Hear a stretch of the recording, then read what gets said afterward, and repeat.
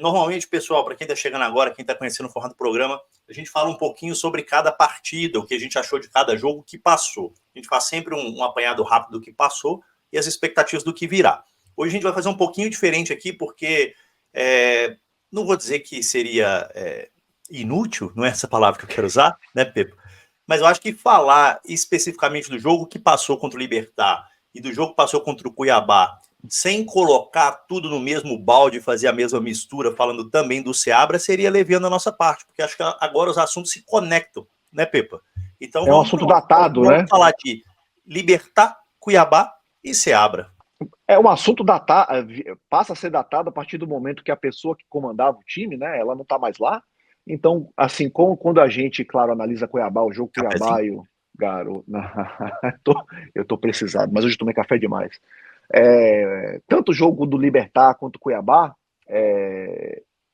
como é que eu posso dizer? Eu acho que a gente conseguiu, o Ceará conseguiu mostrar coisas positivas, mas assim, como é que a gente pega elementos desses jogos para projetar o que vai acontecer se o técnico mudou? Se tudo mudou. É outra filosofia, é outro trabalho, é outra expectativa, é outro ponto de partida, né? Mas assim, eu acho que é importante, Cadu, porque o que a gente pode fazer? Um contraste. A gente pode falar assim, a fotografia de como o Fernando Diniz, né, agora vai assumir o Cruzeiro. Então vamos tentar desenhar isso aí, que eu acho que é importante para a gente entender, né? Por exemplo, o Cruzeiro, eu acho assim, falando agora sobre o Libertad especificamente, né? O Cruzeiro, de novo, né? O Cruzeiro fez um jogo muito bom contra o Libertad. Eu até questionei no grupo, né, no 6-1, que os dois participamos, de WhatsApp, né? Qual foi o primeiro tempo melhor do que o primeiro tempo contra o Libertad? Né? De controle de jogo, total domínio de jogo. Um time que atacava, que não era ameaçado, que tinha um meio de campo, né? Que conseguia produzir, preparar a jogada, finalizar no gol, né? Defesas do goleiro adversário, fazer gols. Né? Aí alguém lembrou, olha, o jogo do Red Bull também foi bem bom. E eu concordo bastante. Nem o jogo do Botafogo eu me lembro, eu diria assim, talvez o jogo do Botafogo também foi muito bom, porque o adversário era um adversário que apresentava outro tipo de desafio, né, técnico pra gente, mas especificamente o Libertad, você vai falar, nossa, o Libertad era frágil, Libertad era uma porcaria de time. Meu amigo, a gente empatou em casa com a Aliança Petroleira, né? Vamos lembrar disso aí? A gente empatou contra o La Calera. Aí a gente pega o Libertad, que é um time hoje que é talvez, assim, historicamente, nos últimos 5 anos aí, é o melhor time do Paraguai, né? Assim, em constância, em média. A gente foi na casa dos caras, sem gente, não importa. O Cruzeiro foi lá e ganhou. Né? Ganhou com autoridade, controlando o jogo. Né? Uma coisa que a gente repete, de novo, eu vou repetir essa palavra já a 25ª vez que eu falo nessa live, controle de jogo é uma coisa que vai o ser a jogo... primeira. Não, já é a 25ª que eu tô falando aqui nessa live mesmo. Mas controle de jogo é uma coisa, Cadu, que a gente sempre falava assim, cara, o Fernando Seabra ainda ganha os jogos, mas a gente ainda é muito exposto, né? O jogo do Seabra é a briga de rua, né? É luta de foice no escuro, é uma parada muito aberta, é um jogo muito franco. Então, esse jogo a gente conseguiu ter um domínio quase que absoluto dele. Né? Foi um jogo assim, assim, talvez eu esteja assim, como é que eu posso dizer? Muito emocionante, mas eu achei que esse jogo, o Cruzeiro realmente, assim, ele teve uma cabeçada do De La Cruz, teve duas outras cabeçadas, assim, razoavelmente perigosas que o Cruzeiro, né, tomou, mas, assim, 3 lances em um jogo que a gente produziu quantos lances? Quantas finalizações em gol? Várias, né? O Cruzeiro foi em profusão, né? O Cruzeiro conseguiu preparar e chutar em gol. A gente, às vezes, preparava a jogada, chutava, mas estava para fora. A gente não conseguia finalizar em gol. Né? Então, esse jogo foi um exemplo, eu acho, né, de um jogo, de como se tem que jogar um jogo, um time melhor, né, um time mais técnico jogando contra outro time, né, mais frágil, num campeonato sul-americano, né, Cadu? E você, o que você achou do jogo? Desse jogo, especificamente? Eu gostei bastante do jogo. Eu fiquei surpreendido e bem surpreso mesmo com a forma como o Seabra entrou ali no all-in, né? Praticamente no all-in, desde o início. Eu gostei bastante disso, gostei bastante vamos dizer assim, da ousadia, né? Achei que o Seabra foi bem ousado nessa condição, nessa situação. O que pesa é a preocupação que eu tive de ele não conseguir o objetivo, porque para mim, quando ele escala o time com os únicos 3 atacantes que a gente tinha, era assim, ou eu resolvo no primeiro tempo ou ferrou. Se eu tiver que ter uma alternativa no segundo tempo, eu não tenho mais essa alternativa, né? E deu muito certo. O primeiro gol saiu de certa forma aí precoce, né? 19 minutos com o Caio Jorge. O segundo gol demorou bastante. A gente teve a oportunidade de fazer esse gol antes, né? Ele demora bem assim para sair. o que pese o fato de que os gols saíram em jogadas, eu não quero dizer que não foram trabalhadas, mas menos trabalhadas do que outras que não resultaram em gol ao longo da partida, né? Eu gostei da forma como o time jogou, gostei do resultado e gostei da aplicação do time em campo. O que ficou faltando para mim foi realmente fazer dessa superioridade um placar mais elástico e mais confortável, né? Teve caixa para isso. Todo mundo, né, já conhece aí, né, a minha gloriosa insistência com o Barreal. Achei que entrou muito mal, errou 2 lances assim bizarros no jogo. O próprio Kaique também, que entrou ali como um ponta, uma situação mais avançada também. Aquele gol não se pode perder, mas pro Kaique eu dou um desconto até, porque é jovem, aprende, né? Ou não, vai saber, tem tanto cara Tem jovem. margem de evolução, tem margem de evolução. Tem margem, ter a margem de evoluir é uma situação diferente, né? Mas eu não gostei, por exemplo, do jogo do Matheus Pereira, achei muito apagado, mas achei muito bom a gente ter conseguido, entre aspas, ali, se virar sem o Matheus Pereira, né? Achei muito interessante a gente ter conseguido criar bastante oportunidade sem o Matheus Pereira e conquistar o resultado. O fato da maioria das pessoas falarem que o Libertad é um time muito ruim me incomoda um pouco, porque quando a gente pensa num time muito ruim, né, esperava-se que o Cruzeiro tivesse uma postura ainda mais agressiva e fizesse mais saldo de gol, principalmente, né? E a gente não pode desconsiderar nunca que um time ruim também faz gol. Um time ruim consegue se organizar. E a gente pode ser que a gente coloque no papel e ache que o Cruzeiro tem um time muito melhor do que o Libertad, mas a gente vinha de um momento péssimo, né? Uma sequência muito ruim, tanto de resultado quanto de desempenho. E aquele jogo me deu um alento que, tipo assim, cara, o Seabra está tentando uma coisa nova e talvez ele encontre um caminho. Beleza. E aí, vou fazer um gancho aqui, Pepe. Se você quiser falar mais alguma coisa do Libertad, pode voltar. Vamos fazer esse bate e volta. Mas eu vou fazer um gancho aqui para o Cuiabá. Primeiro vou deixar um abraço aqui para o pessoal lá da Samuca TV, o Samuca, valeu, Samuca, pelo convite. A Amanda estava lá com a gente, o Valu, o nosso caramujo de sempre, o Pepa também fez todo o esforço dele aí, galera. O Pepa tá viajando, tá longe aí, ó, tá falando baixinho ali, ó, brigando com os Não, mosquitos ali. todo dia o cenário é diferente, todo dia o cenário muda, mas a camisa do Cruzeiro Fantasma tá aqui, ó. Pois é, eu fiz. Você vai lembrar, Pepa, que na discussão lá não é que era a minha opinião, mas era um tempero que eu quis adicionar mesmo, porque eu achava válida naquele momento, que eu perguntei para todo mundo: e se a gente não poupasse contra o Cuiabá e poupasse no segundo jogo com o Libertad? O que vocês acham? Todo mundo foi contra, certo? Se o Seabra tivesse entrado completo contra o Cuiabá, ele ainda estava com o cargo. Ele provavelmente ainda seria o treinador do Cruzeiro hoje. Não estou dizendo que é o certo ou errado, estou só dizendo que, né, eles estavam de fato esperando desde aquele jogo contra o São Paulo, provavelmente, o que eu acho um absurdo, o momento de fazer isso, né? O momento de fazer isso. Eu vou fazer o gancho para o jogo contra o Cuiabá, né? E aí você faz o seu comentário aí, que foi um jogo em que nada aconteceu e nada iria acontecer mesmo, né? Ilusão de quem achou que com o time misto, com o time mesclado, jogando daquele jeito, alguma coisa ia acontecer lá, né, Pepa? Pai, suas considerações para tudo que eu falei, que eu despejei um monte aí agora.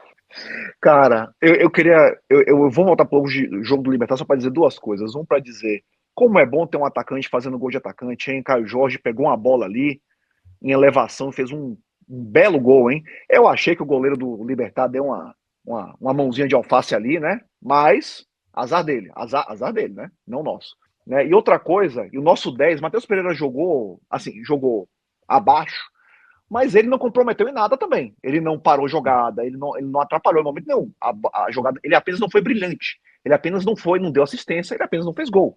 Os nossos 10, inclusive, naquele jogo foram, né, o senhor William McLovin, né, o William que faz amor, né, e o Matheus Henrique, que jogou muita bola naquele jogo, né.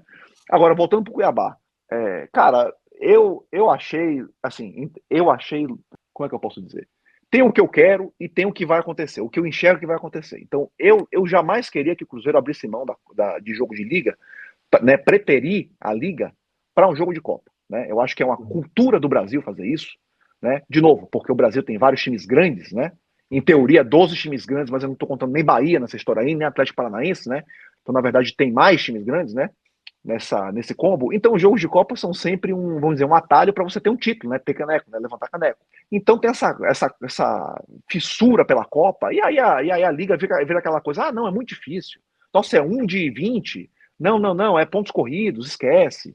E assim, então eu discordei, né, do Seabra, no caso, né, de ter essa decisão do clube, Cruzeiro Esporte Clube, de colocar reservas contra o Cuiabá. Beleza, via isso acontecendo? Via isso acontecendo. Tem uma questão física aí também, né, você poupar o Matheus Pereira, o cara que jogou, sei lá, acho que nós jogamos agora 39 jogos no ano, ele jogou 36, né, tendo entrado nesse último jogo do Cuiabá. Tem um overload aí, se a gente perder um cara como o Matheus Pereira, acabou. Se a gente perder o cara como o William, acabou. Entendeu? Então são os 2 melhores jogadores do time, né? E eles não têm reserva hoje. Então, inclusive, se você for pensar como o Cruzeiro começou contra o Cuiabá, Cadu, assim, já falando sobre o jogo contra o Cuiabá, os primeiros 15 minutos, mais ou menos, eu achei que o Cruzeiro jogou bem. Eu achei que o Cruzeiro conseguiu ali neutralizar o Cuiabá ficou meio sem entender muito bem a movimentação do Cruzeiro, acho que foi até uma escalação que o Cuiabá realmente não soube como reagir, né? E o Cruzeiro ali por 15 minutos aproveitou, criou jogadas, finalizou, né? Então o Cruzeiro com o Vital, com o Ramiro, né, o Cruzeiro conseguiu ameaçar o Cuiabá. Só que aí depois, né, também assim, nós temos até acabar o gás, até a gasolina baixar 6 minutos olha, de jogo. Foi.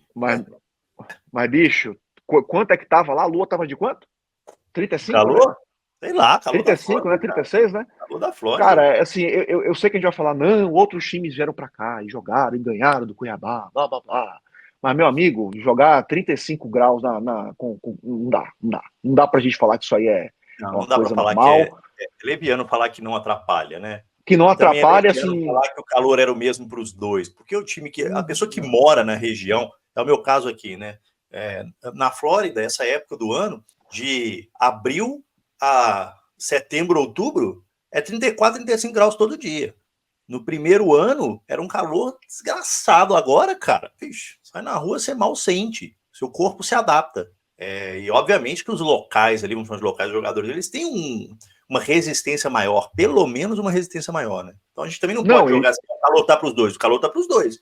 Só que você tem quem suporta mais o calor, quem tem mais tolerância e quem não tem. Não, você ainda pega assim, jogadores que tinham, como eu posso dizer, pouco ritmo de jogo, né? Até o próprio Ramiro estava muito tempo sem jogar, né? O Jonathan Jesus entrou, né? Ele começou jogando também, um cara que não entrou, não jogou nenhum jogo, né, pelo Cruzeiro, estreou com o titular, o Peralta, que tinha entrado em alguns jogos, mas entrou como titular também. Eu acho que ele até também fez um bom jogo, Peralta, tá? Eu achei que vi bons sinais ali, errou uma bola, errou outra, mas ali eu vejo potencial pro Peralta, né? Eu não achei nada demais, mas eu achei que comparando Peralta com Lucas Silva e Ramiro, não tinha razão para ele não vir entrando. Não, Ramiro e Lucas Silva realmente destoam de uma forma muito negativa, é impressionante. Mas assim, beleza, eu acho que aí vira essa conversa de 35 graus, de não sei o quê, volta um pouco naquela conversa do Souza, né? Tipo, do Souza não, foi do Souza que foi o jogo foi o waterpolo, não foi? O dilúvio. Souza assim, você vai falar, não, mas o dilúvio foi para os dois. Mas, meu amigo, sempre que chove, o Souza joga nessas condições. Então, assim, querendo ou não, me perdoe, se o cara tem 15% a mais de adaptação naquele ambiente, é uma diferença crítica num jogo tão próximo, ainda mais de Série A. Eu acho que no jogo do Souza ainda um pouco menos, desculpa, esfarrapada, né? Porque os níveis técnicos eram muito diferentes. Mas no jogo de Série A, pesa, certo? Mas assim, foi um jogo horrível, foi um jogo ruim. O Cruzeiro melhorou depois no final com a cavalaria, né? Botou a cavalaria para tentar ganhar o jogo. E assim, o Cruzeiro deveria ter acabado o primeiro tempo perdendo talvez de 1 ou 2-0. Cássio jogou, assim, jogo brilhante do Cássio. No segundo tempo, eu acho que o Cruzeiro gerou chance para ganhar. E quem deveria, se for fazer assim um balanço do jogo, era para ter sido empate ou vitória do Cruzeiro. Esse é o meu sentimento. No final, o Cruzeiro produziu muito para ganhar, né? Agora, de novo, quem perdeu o gol? Foi o Barreal ou foi o Seabra? Quem perdeu o gol? Foi o Caio Jorge que foi girar e não conseguiu pegar no para chutar? Ou foi o Seabra? E aí a ironia, e talvez esse seja o gancho, Cadu, porque assim, a gente pode analisar esse jogo com mais profundidade e menos profundidade, mas assim, um jogo que a gente joga com 60 minutos do jogo com o time reserva, né? Eu acho que, como é que eu posso dizer? Tem um desvio padrão aí que a gente tem que considerar. Né? O jogo que a gente jogou com o time titular nessa semana, a gente jogou muito bem. Agora, esse é o ponto de partida para mim, para o Fernando Diniz. Esse é o ponto de partida para ele, né? O que o Seabra fez agora, no domingo, foi poupar jogador para o Fernando Diniz. Que loucura. Se isso foi uma decisão do Seabra, ó, vamos lá, se ele poupou, assim, o Seabra ele jamais poderia ter feito sozinho. A diretoria jamais poderia ter deixado ele tomar essa decisão sozinho. Se ela deixou...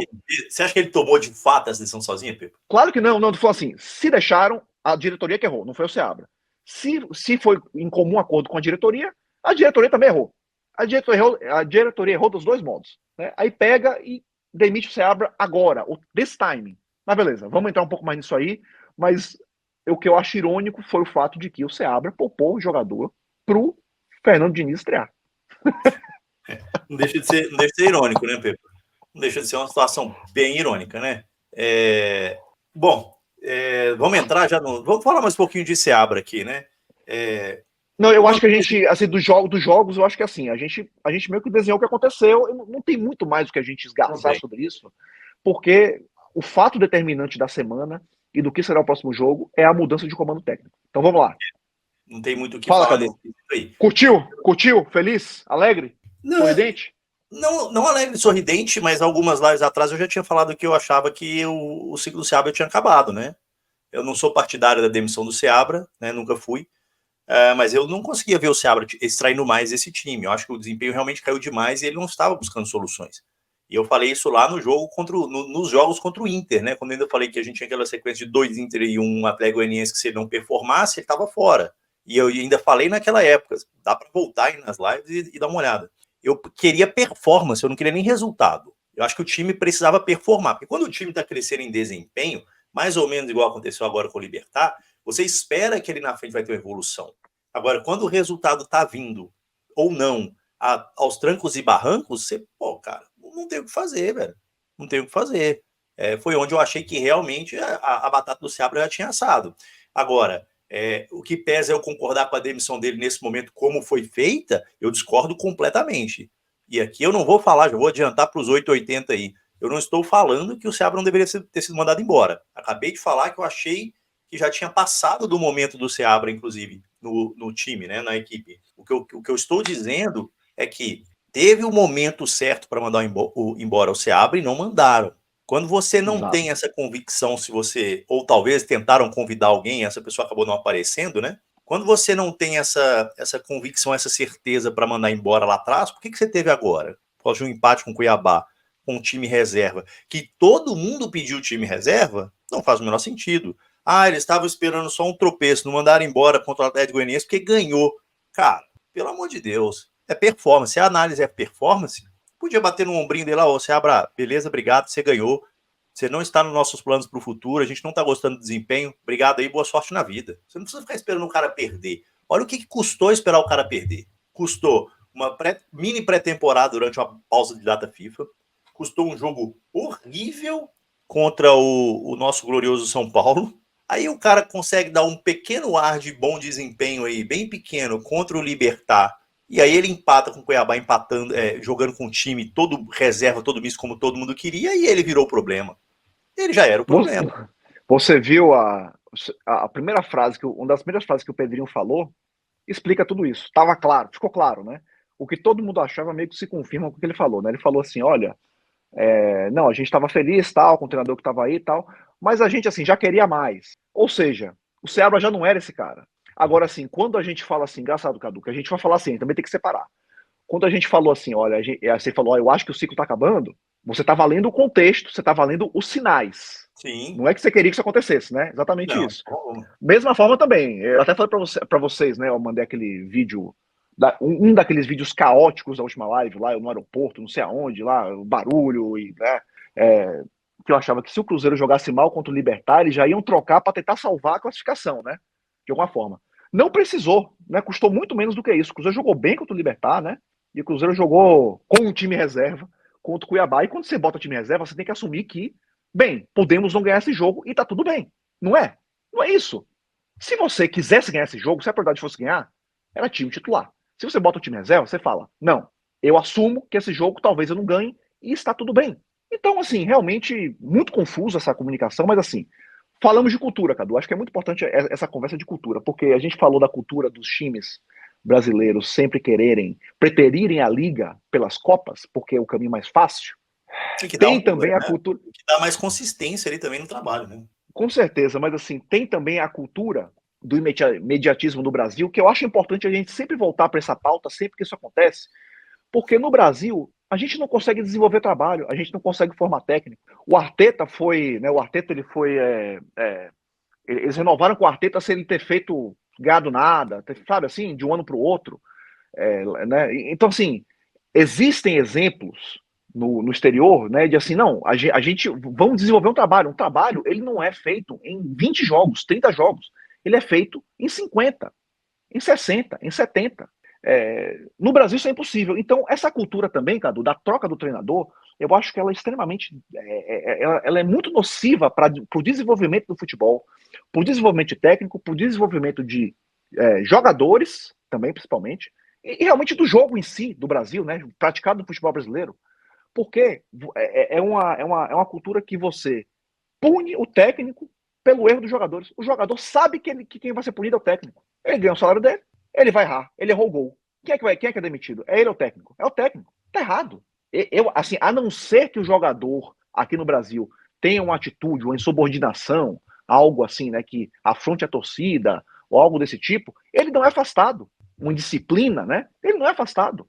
O técnico, ele paga o preço de tudo, de uma diretoria fraca, incompetente, se ele não for escudo suficiente, e de jogadores indolentes, né? E que não estão performando no nível que deveriam performar. Então, essa cultura de ficar tocando técnico, a gente ficar cobrando, não, o Ceará tem que sair, o Ceará tem que sair, a gente perpetua essa porcaria de cultura que só deixa jogadores ainda mais acomodados do que eles já são. Eu acho isso muito nocivo. Bem, cultura, número 1, né? Agora vamos falar do timing. Vamos falar do timing? Ou você quer falar uma coisa agora? Antes que eu. Não, eu ia trazer a participação do pessoal aqui, mas vou esperar você acabar. Desculpa. E colocar todo mundo. Vai lá, só, né? Não, tá bom. Então só mais um elemento aqui, galera. Não esquece, chama Fala Cruzeirense. A galera tem que participar também, cara. Sem monólogos, por favor. Fala Cruzeirenses, né? Não, vamos lá. Então, assim, em relação à troca do Fernando Seabra, realmente não fez nenhum sentido, porque sempre que a gente analisa uma troca, a gente tem que analisar o risco, né? Então, assim, ficar com o Seabra era um risco maior do que trocar o Seabra? Eu acho que ficar com o Seabra é um risco menor para os nossos objetivos no ano ainda. Porque os nomes disponíveis, a gente sabia quais eram.